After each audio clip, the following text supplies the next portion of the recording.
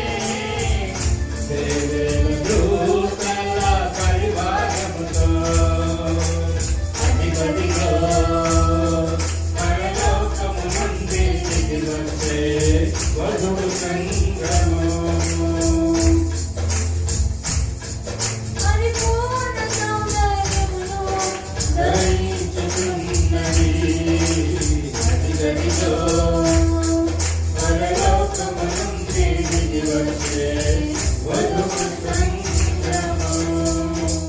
దేవునికి స్తోత్రం. హల్లెలూయా. మంచిది. ఇంకా పాట పాడేటటువంటి వారు ఎవరెవరైతే ఉన్నారో త్వరగా సిద్ధపడండి.